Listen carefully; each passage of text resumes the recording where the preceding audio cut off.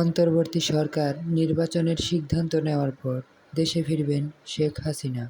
বার্তা সংস্থা রয়টার্সের প্রতিবেদনে এমনটাই জানিয়েছেন সজীব ওয়াজেদ জয়। তবে শেখ হাসিনা নির্বাচনের প্রতিনিধিত্ব করবেন কিনা সেই বিষয়ে তিনি স্পষ্ট করে বলেননি।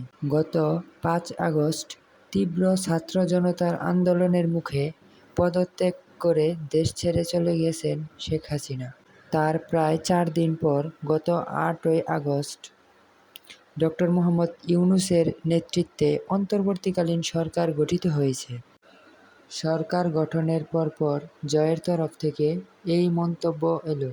এখানে একটা তথ্য দেওয়া যেতে পারে, তা হলো এই সরকারের অন্যতম একটি দায়িত্ব হলো একটি অবাধ সুষ্ঠু নির্বাচনের আয়োজন। ভারতীয় সংবাদ মাধ্যম দি টাইমস অফ ইন্ডিয়াকে দেওয়া এক সাক্ষাৎকারে সজীব ওয়াজেদ জয় বলেছেন, আপাতত তিনি ভারতে আছেন। অন্তর্বর্তীকালীন সরকার যখন সিদ্ধান্ত নেবেন তখন তিনি বাংলাদেশে ফিরে আসবেন।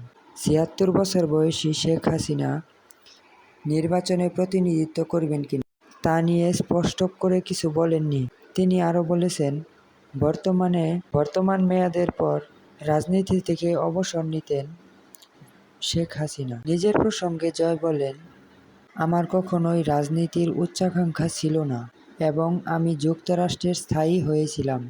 কিন্তু বাংলাদেশে গত কয়েক দিনের ঘটনাবলী প্রমাণ করে যে সেখানে নেতৃত্ব শূন্যতা রয়েছে। স্বার্থে আমাকে সক্রিয় হতে হয়েছে এবং আমি সামনের সারিতে আছি এখন। সরকারি চাকরিতে কোটা ব্যবস্থার সংস্কার নিয়ে কয়েক সপ্তাহব্যাপী বিক্ষোভে প্রায় ৪০০রও বেশি মানুষ নিহত হওয়ার ঘটনা ঘটে।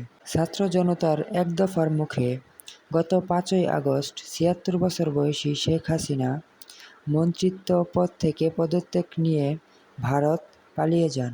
বর্তমান তিনি ভারতেই অবস্থান করছেন।